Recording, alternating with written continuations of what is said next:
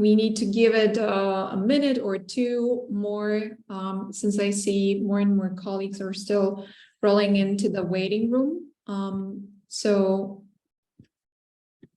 Let's make ourselves comfortable. Welcome, everyone.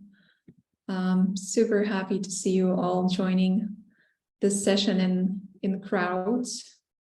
That was expected. I think we were expecting a lot. Valentin is here as well. Javid, you were saying? Valentin is here as well. Ah, perfect. We're good to go. Hi, Salomia. Hi, good to see you. Good to see everyone.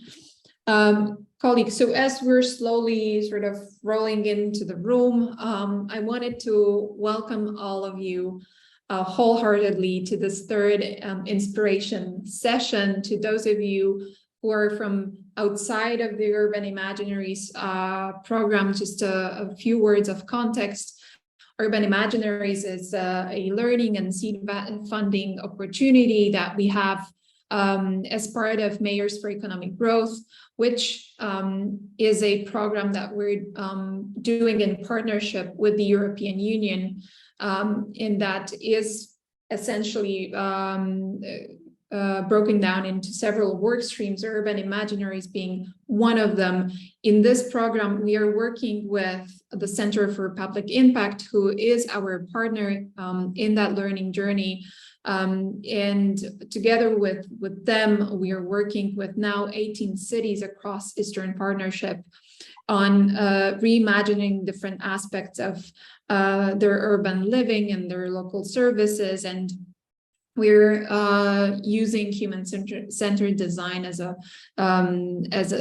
means, as a tool to reimagine and redesign certain aspects of cities, of the 18 cities that have joined us for that process.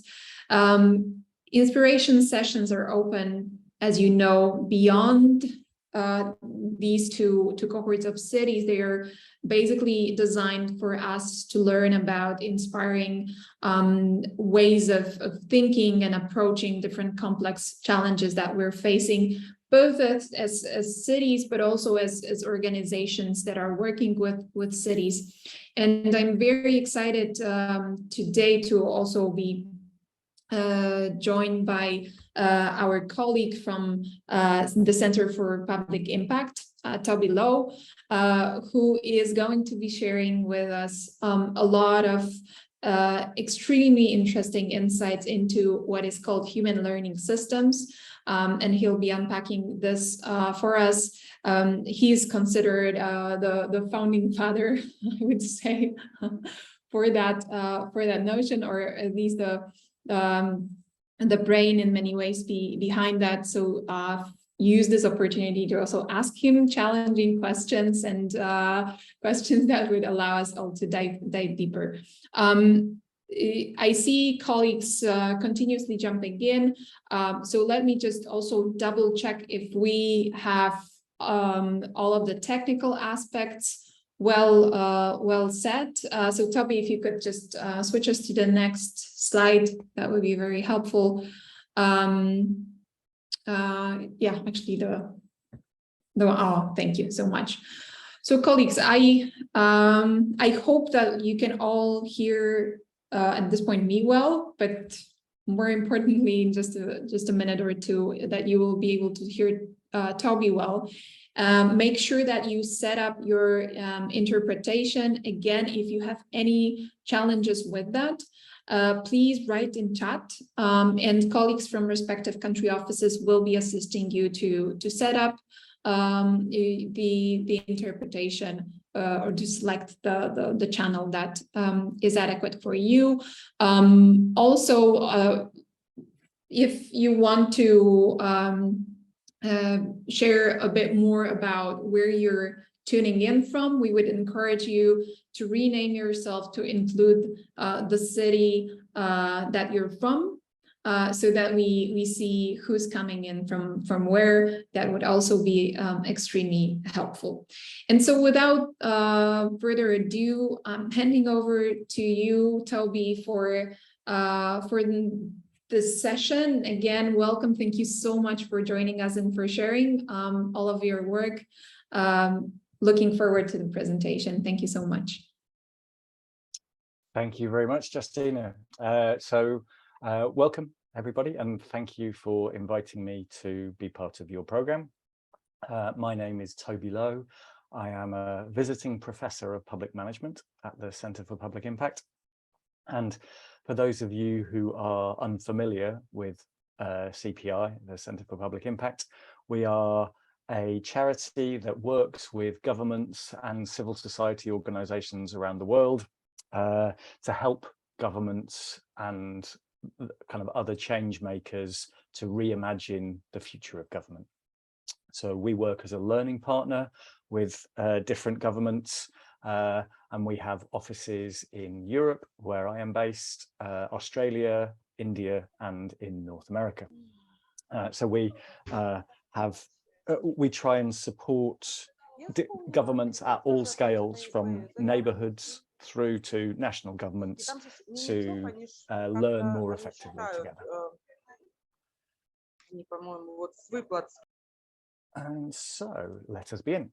So what I'm going to cover today, I'm going to talk to you about the standard model of social innovation. So the way that innovation programs often are taught.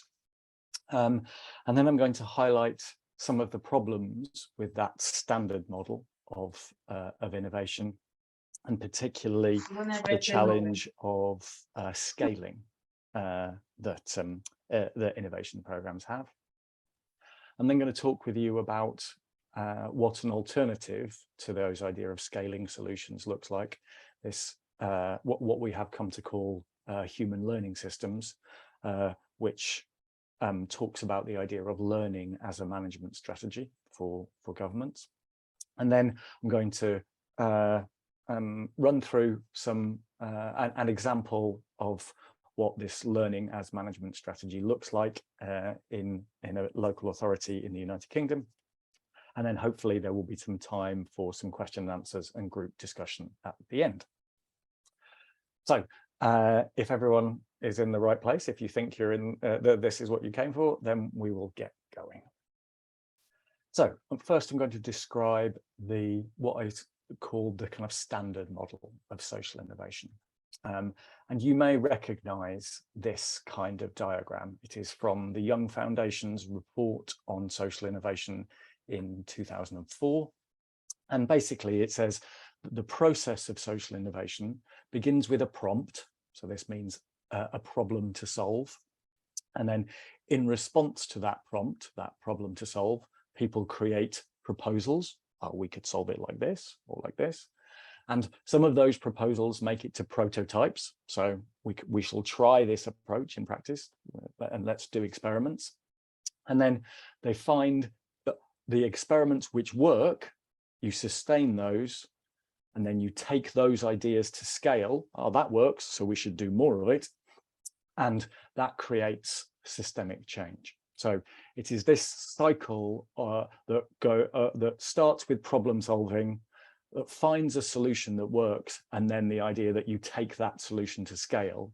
This is the kind of the standard model of social innovation. But that approach to social innovation has significant limitations. Because when in trying to help people find good solutions to create good outcomes in the world, the context that the people are exploring solutions in really matters. So this is one of the lessons we learn from complexity science, from complexity theory, that context really matters. One of the implications of that is it is very difficult to take a solution from one context and apply it into a different context. So it means that if you find something that works in one context, it is exactly the wrong thing to do to try and take that to scale and apply it in other contexts. And this is why scaling solutions often doesn't work, because when you take that solution from one context and implement it in another context, you remove many of the aspects that made it work in the first context in the first place.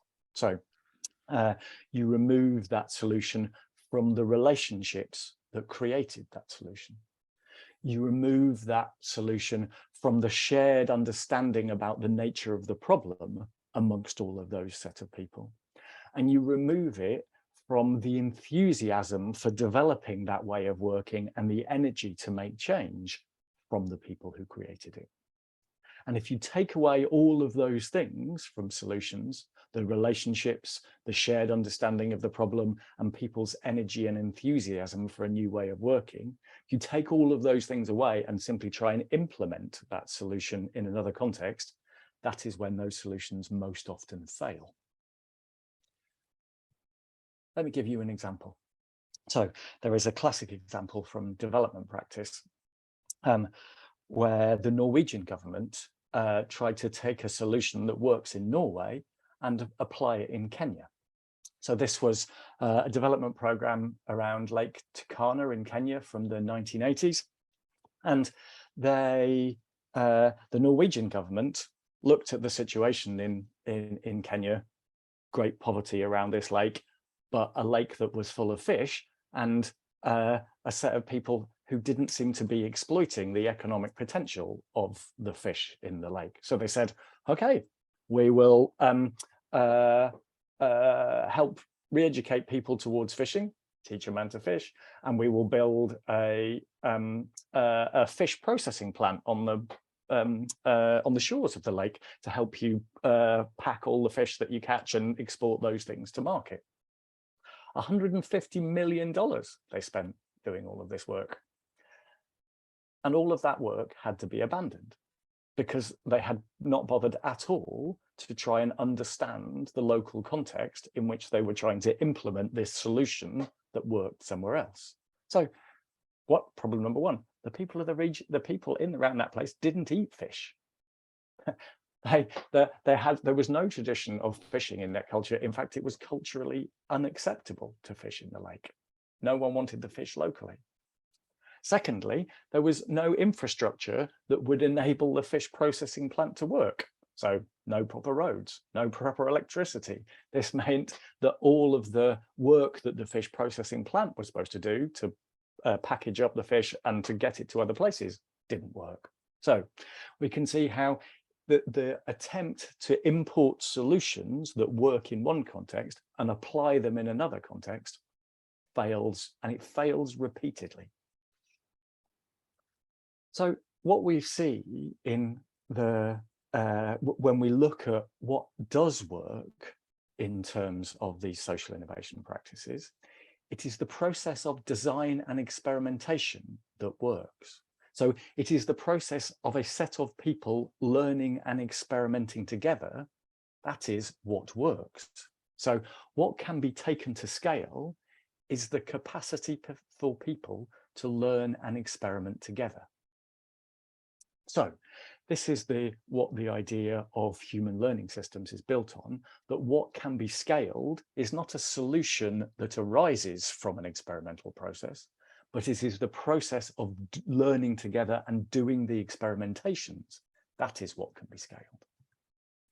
So this is a nice way to begin to talk about the idea of human learning systems. And human learning systems is an approach to public management that puts this idea of continuous learning and experimentation at the heart of how governments work. So we published a book in 2021, free for anyone to download, called Human Learning Systems, Public Service for the Real World, that puts this learning strategy at the heart of how governments do their business. And this approach, this human learning systems approach, is being undertaken by local authorities in the UK. So local authorities such as Plymouth and Gateshead and Thurrock, and there are more and more and more kind of every week a different authority puts their hand up and says, could we try this, please?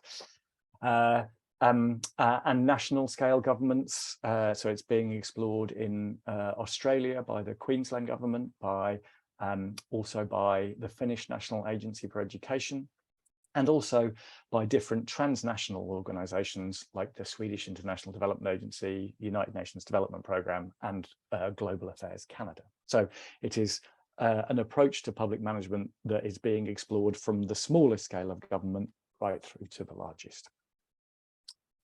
And in order to explain what the human learning systems approach means, I want to kind of create a shared starting point for our journey that I think that everyone can agree with. So let us say that I think that everyone can agree with this statement: that the purpose of public service is to help people create good outcomes in their lives. So that's kind of the point of government, is to help people create good outcomes in their lives. So if we can agree that that's the purpose of government, then this next question is really important. How is an outcome made?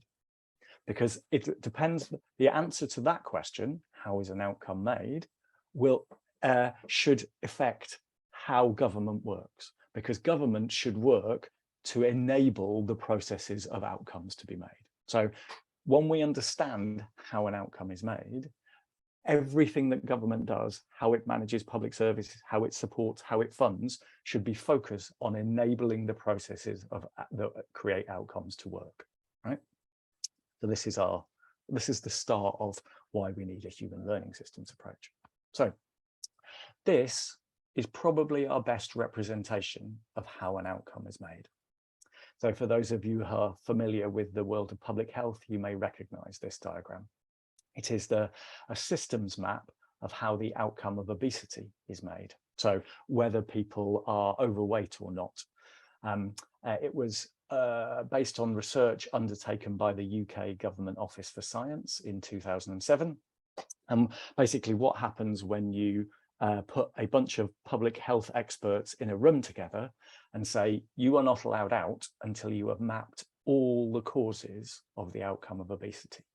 So 108 different factors they found that created the outcome of obesity. And all the relationships between all of those factors that they map. So the outcome of obesity is caused by people's early life experiences, how food production and supply works, how macroeconomic drivers work, how education works, how the media works, how technology works, what the nature of work is like in societies, how the built environment functions, and finally, by healthcare and treatment options. So all of these factors coming together and relating together, this is what makes an outcome. So we see from this very clearly that outcomes are not delivered by organizations or programs, right? If you have a delivery mindset around outcomes, you will fail to create outcomes because it doesn't accord with the reality of how outcomes are made in the world. So this is our best representation of how outcomes are made. So outcomes are emergent properties of complex systems.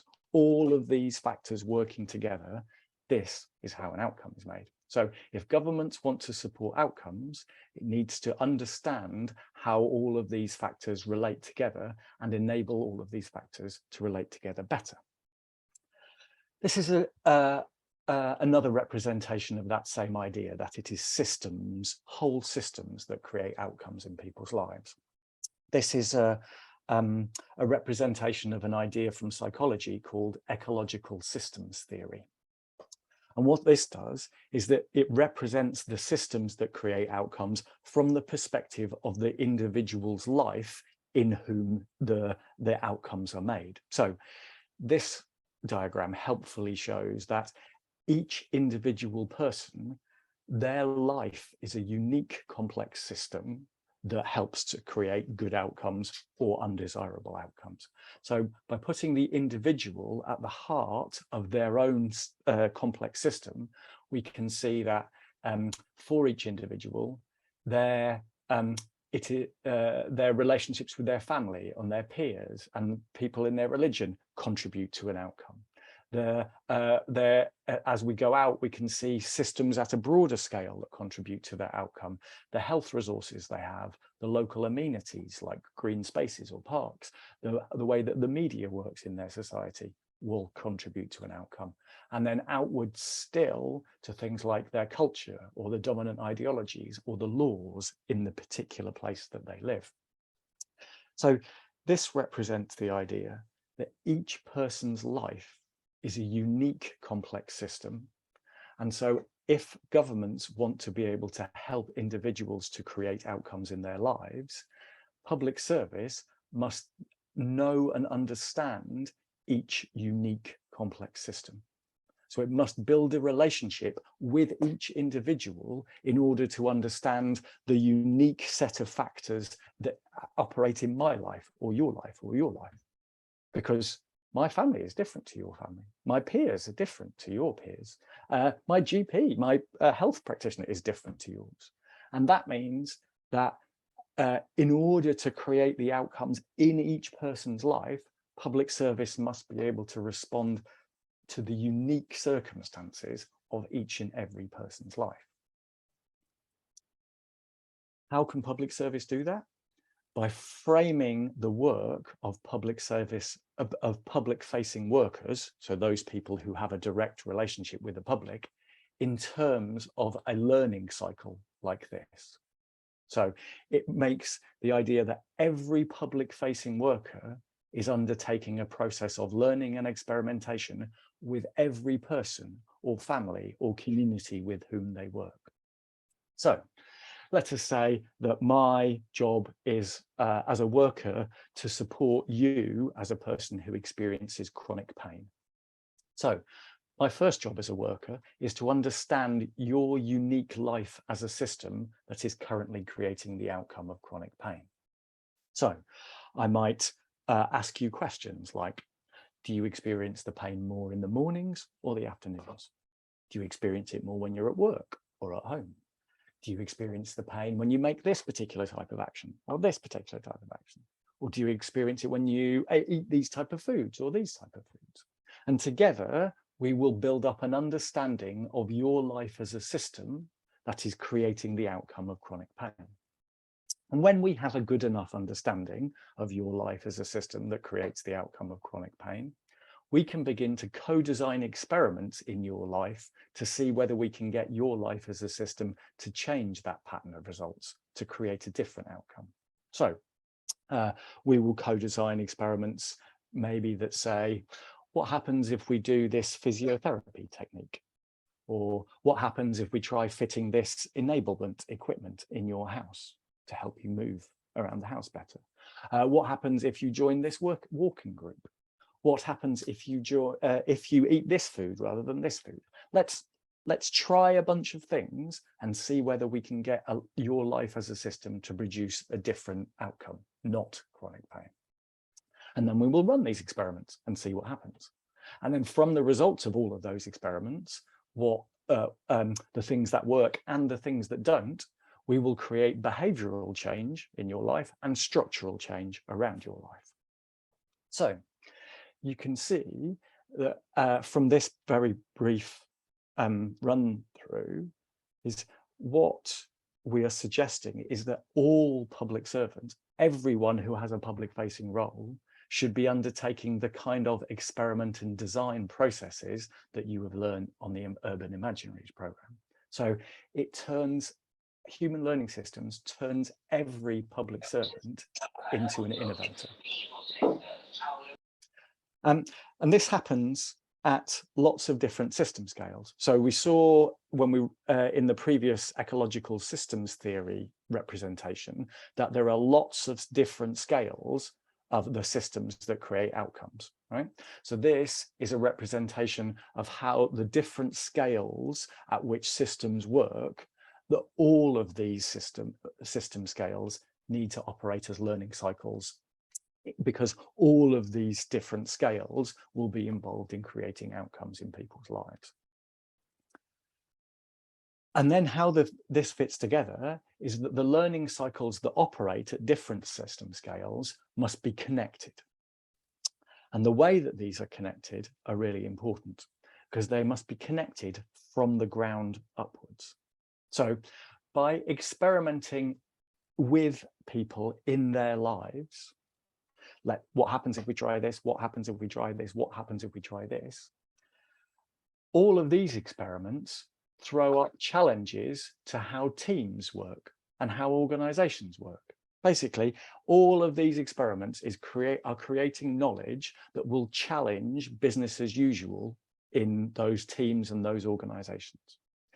And the job of the learning cycles at the higher scales, at team scale, at organizational scale, at place scale, country scale, is to respond to these business as usual challenges that are coming up from the ground with their own processes of learning and innovation.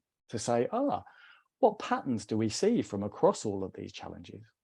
What do we need to change as a result? What experiments do we need to undertake to change the way that we work in order to enable all of this experimentation that is happening on the ground?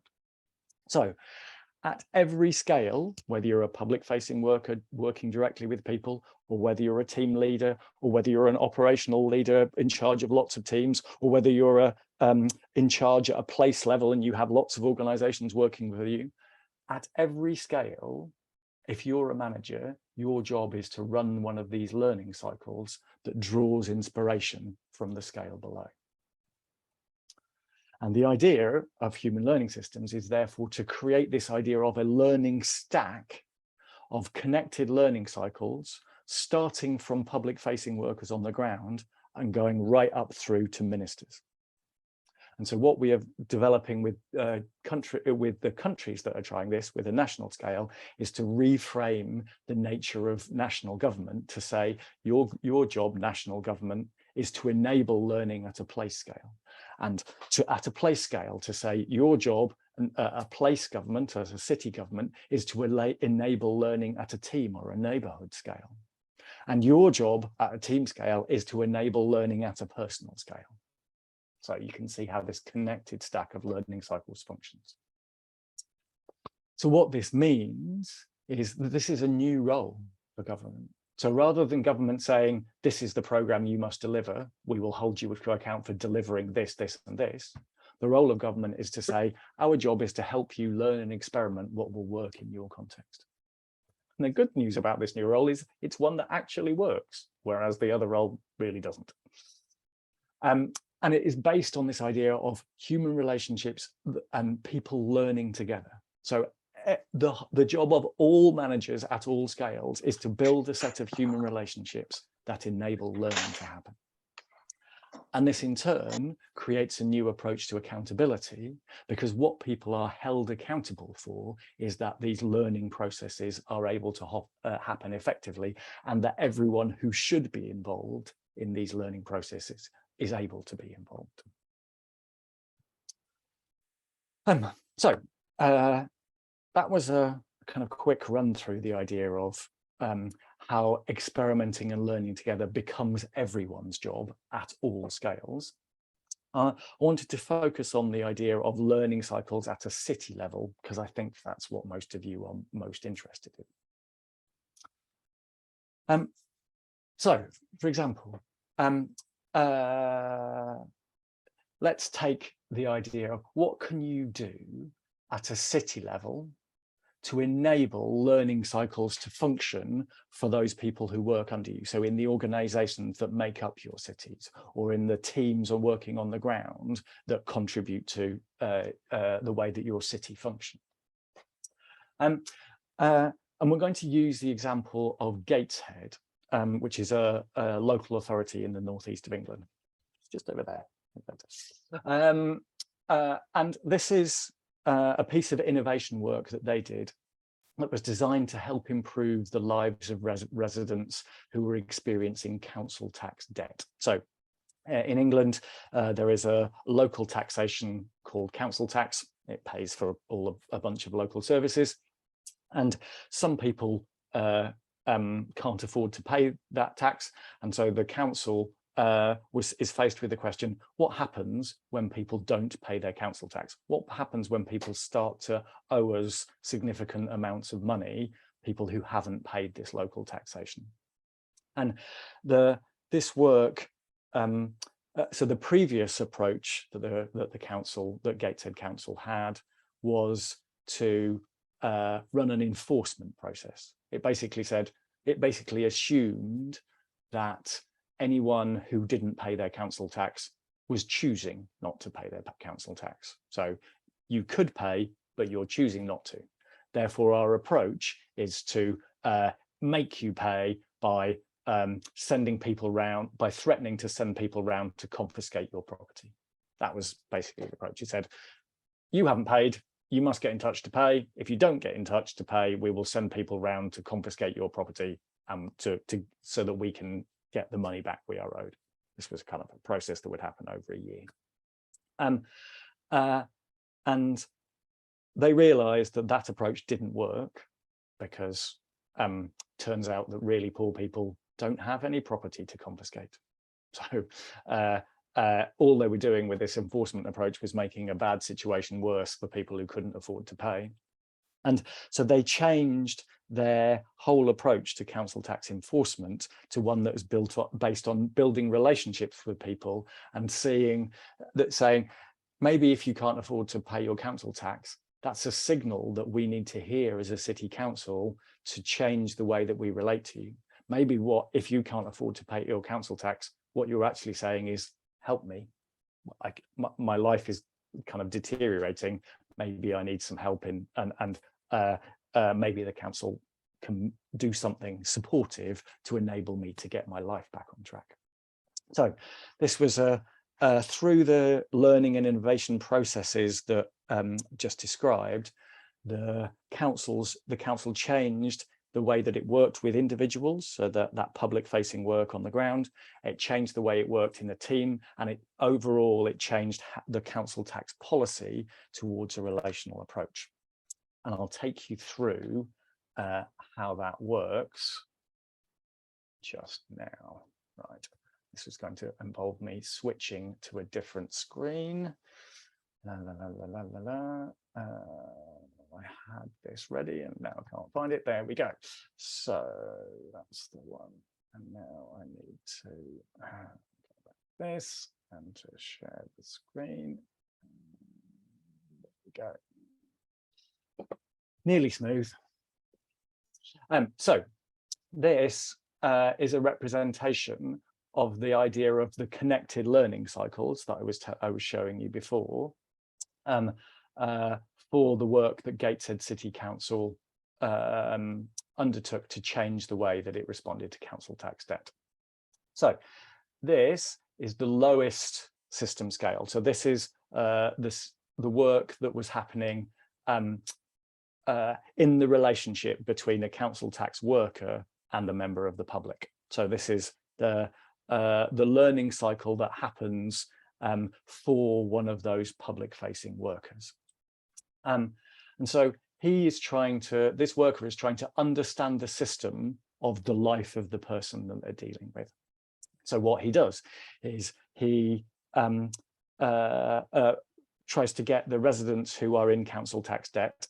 So he has a person flagged on the system to him to say, this person hasn't paid their tax, you need to get in touch with them. So rather than just sending him a letter threatening to that it will take the property away, he phones them up and says, I see you're in council tax debt. Just tell me, let's put that aside to one moment. Tell me what's going on for you. And what they find, sorry, I'm showing the wrong one. Here we are. What they find from this phone call is that actually the threat of enforcement and him being from the council prevents a useful conversation with the person. So the person in debt won't talk to a member of the council because they think it's a trick. They think they're trying to, the citizen thinks that this member of the council is just trying to trick me into paying money. So the council worker designs an experiment. And the experiment is, how can I get people to have real conversations with me about what is going on in their lives? So the experiment he designs is, what happens if we take the threat of bailiffs away?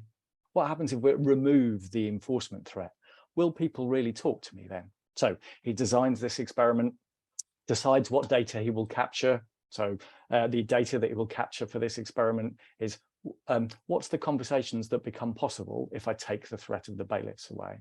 And what actions are recommended from having a real conversation with people? And what effects are there of those actions? So he designs this experiment, and then he undertakes that experiment in talking with people, says, and what he finds is that, yes, if he takes the threat of bailiffs away, if he removes people from that usual council business as usual process, people will have real conversations with him about what is going on in their lives. And this uncovers a bunch of things that the council can actually help with. And he finds that by helping people, people begin to pay their council tax back. So through this process of helping people, the council starts to win because the debt starts getting repaid. So that's what he learns from running those experiments. And so embedding and influencing, he embeds that in his own practice. He says, I will do more of this practice. But it throws up a bunch of other questions for him, like, what are we missing out on as a council by not doing the enforcement process? Are we getting more money than we used to, or are we getting less money? It raises a whole bunch of questions that need further experimentation to address. So rather than just scale his approach, what happens is he takes this idea of experimentation to the next scale upwards, to the scale of the team. And so he talked with the Director of Public Service Reform at Gateshead, and they form a whole team of people who are working in this way and who are prepared to run an experiment to test out what happens if they do this at a larger scale. So they first of all want to understand what the system is, what effects the enforcement process had on people before. So they look at all the old case studies of all the old case files of what happened when people had the bailiffs sent round to them. Did the council get their money back from those processes? What happened to the people who had the bailiffs sent round? Were they okay afterwards, or did their lives go worse? And basically, through that process of research, they found that the council's previous way of doing things was a very expensive way of making a bad situation worse for very poor and vulnerable people. So this gives them the rationale to change an experiment and see whether the way of working that this one work had done would work on a team scale. So they set up working as a whole team as an experimental way of this way of working, and repeated the experiments that were done at the individual scale, with now a whole team of people working in this way. And what they found was that the more they worked in this relational way, the better outcomes were for the families concerned, because the more help they were getting, but also the council was getting more of the debt repaid because people could go back to work because of the help that they'd been offered. And so when they went back to work, they started paying the debt back. And so at this team scale, what the experiment showed was that the team should use this relational approach. But if this was going to become part of how the council operated normally, how the council's business as usual thing worked, then it needed to change how the council tax policy, because the way in which this team was working was profoundly against the stated policy of the council. So they needed to find out whether they could change how the council's policy around council tax debt. So again, rather than just trying to scale this as a solution, they went up to the scale of the whole local authority, so the whole city council administration, and said, who is responsible for the council tax debt policy? Here's a bunch of evidence that we learnt from doing our experiment. Would you be interested in starting an experiment to change council tax policy?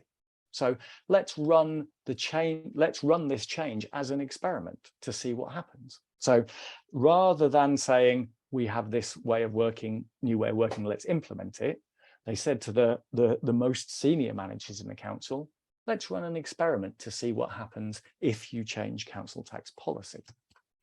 And so they ran a further experiment, and they were interested in what the costs were to the council and what the impacts were on people. So, and the experiment in the end changed council tax policy. So you can see by the way that by creating these connected learning cycles from the smallest scale of a single worker up through a team that experiments with working differently, to an organization as a whole that is prepared to experiment, then this is how change can happen by following the learning and experimental process at all scales.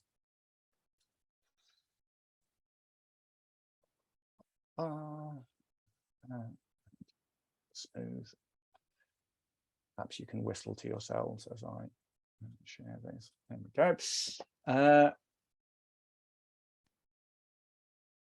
So that is a very kind of brief tour of the idea of human learning systems. Computer, there we go. Thanks very much. If this way of working sounds interesting to you, what we have been commissioned by the Scottish Government to write what they called a practical guide for people who are curious about working in this different way. So you can download this guide for free from the link in the slides. And when you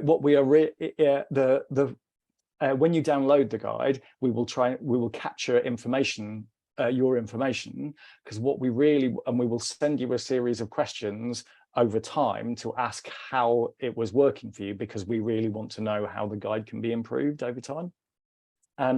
Also, if you're interested in this way of working as a city government, then my colleagues Bayer and Akshay can help with that. So do ask my colleagues Bayer and Akshay if you want kind of dedicated help for working in this way. Also, they will be sending you a little kind of overview sheet of human learning systems in the next couple of days. As the kind of basic explanation to follow up all of this.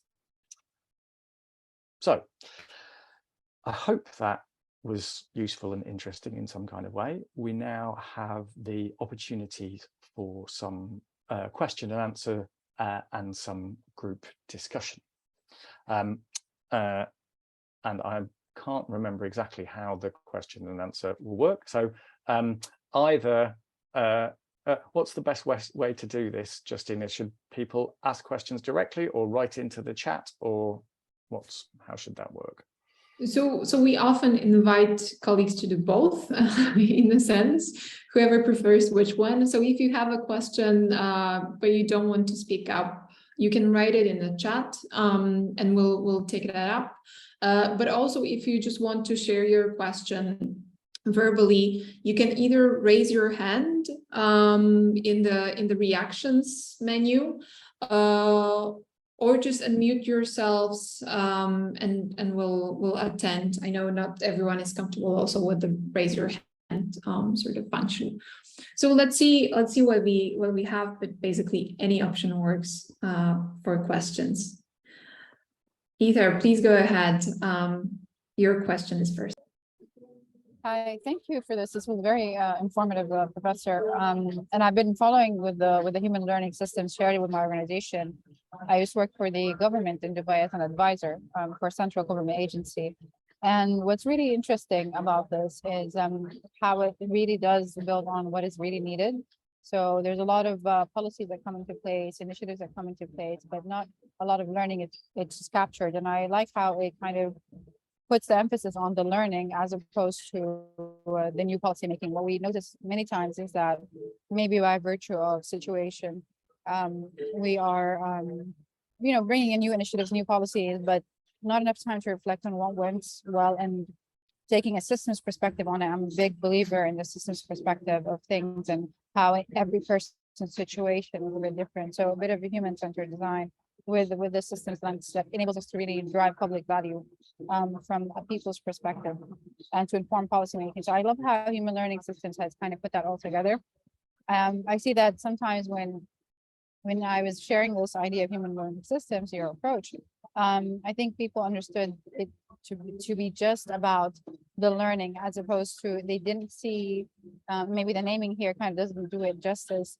Unfortunately, learning has been like kind of diluted in the policymaking arena and in the government arena as well, just in general. And one question I have is about evidence-based policy.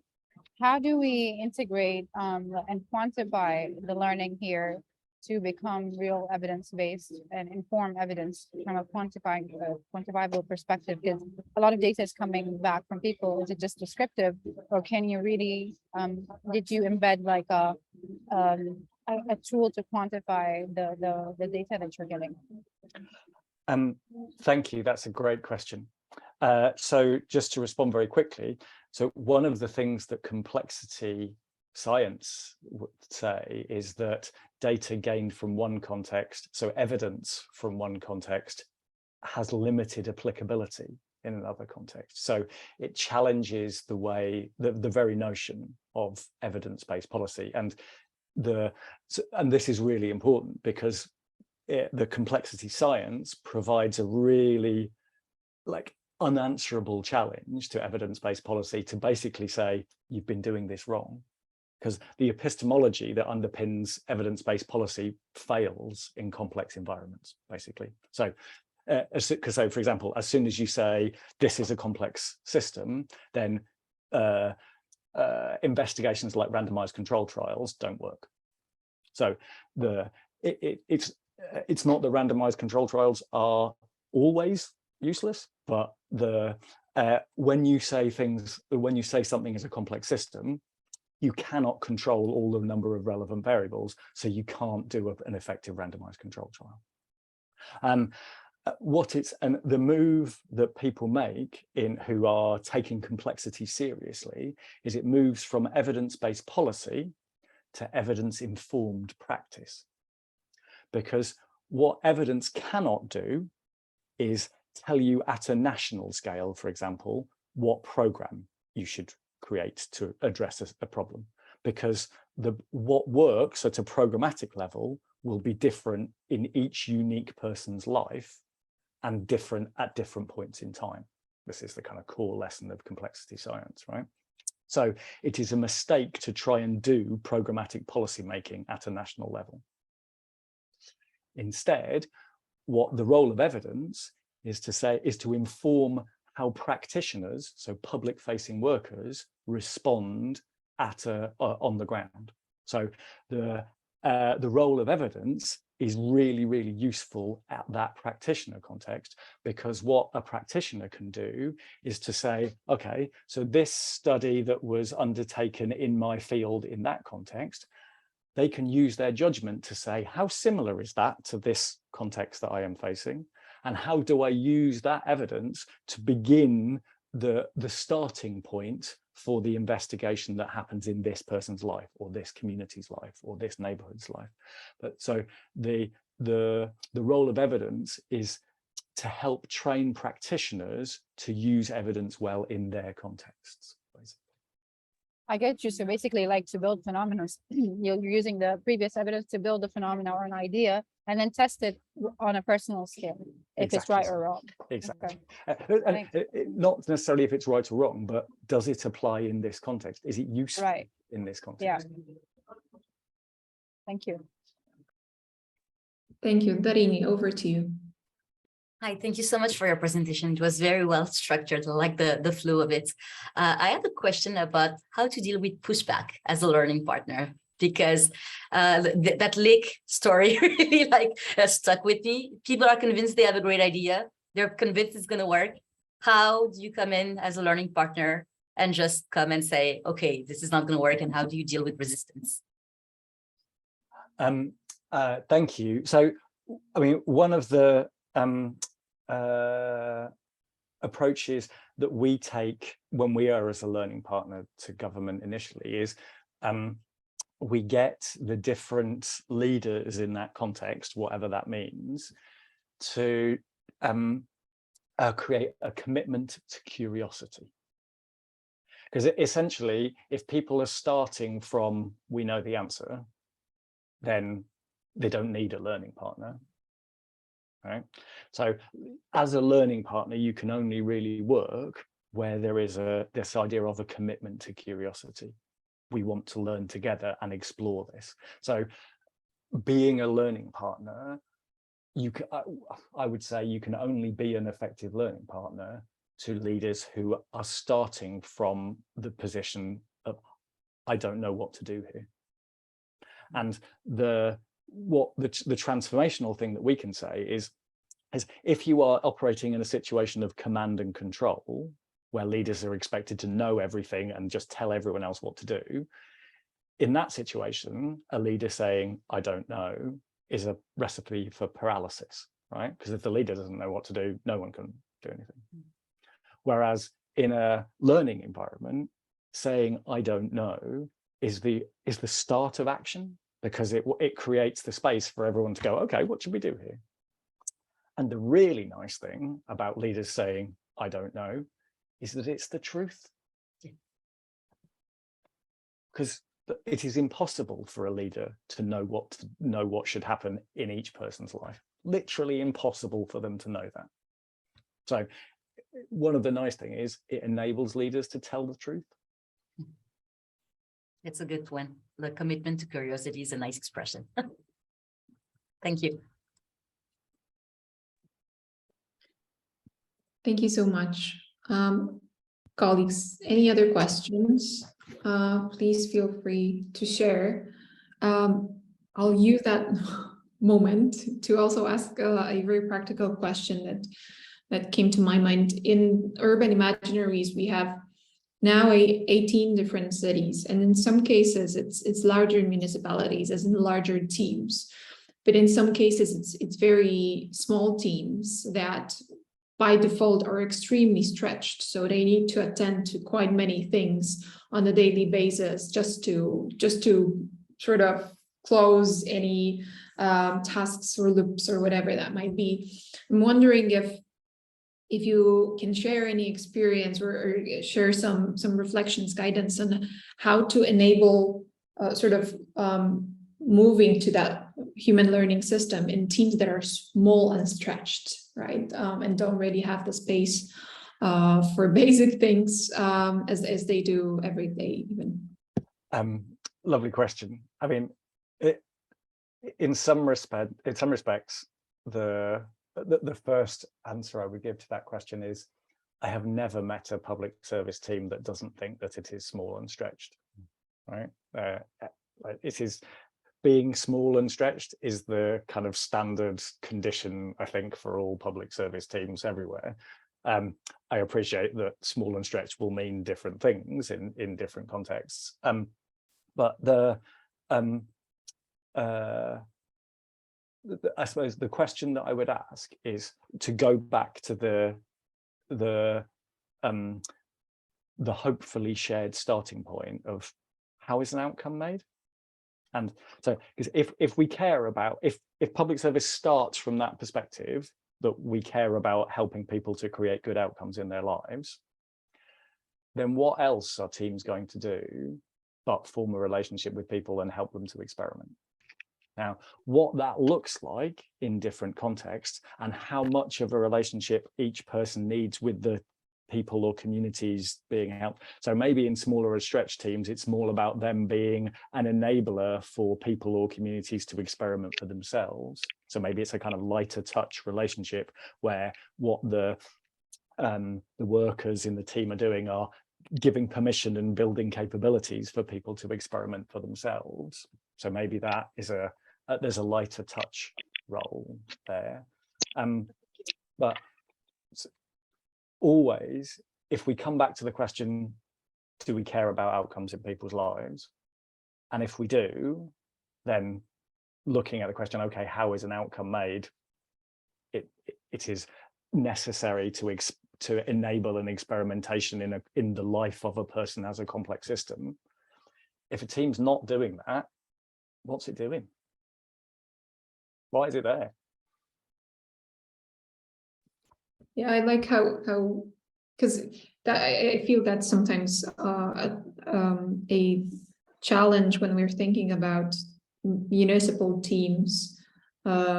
that we see them almost in a vacuum to begin with. And I like how you're pointing to also the rest of the ecosystem being part of that learning process. Colleagues, I know we only have two more minutes left, so I'll just briefly check if there is any remaining question for now.